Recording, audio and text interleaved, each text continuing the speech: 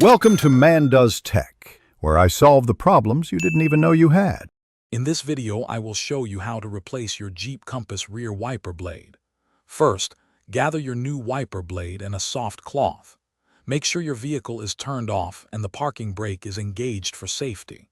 It is important to have the correct replacement blade, typically around 10 to 12 inches long, to ensure a proper fit and effective cleaning.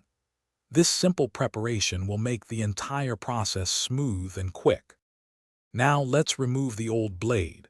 Gently lift the wiper arm away from the rear window until it locks into an upright position.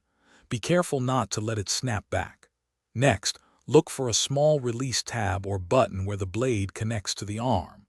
Press this tab firmly and then slide the old wiper blade straight off the arm. It should detach with minimal effort, usually in just a few seconds. With the old blade removed, it's time to install the new one. Take your new wiper blade and align its connector with the hook on the wiper arm. Carefully slide the new blade onto the arm until you hear a distinct click, indicating it's securely locked.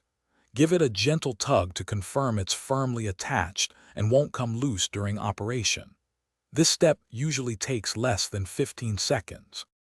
Finally, gently lower the wiper arm back onto the rear window. Now, turn on your vehicle and activate the rear wiper system to test the new blade's operation.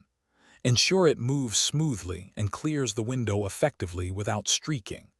Remember to regularly inspect your wiper blades, perhaps every 6 months, and replace them when you notice reduced performance for optimal visibility and safety. Thanks for watching.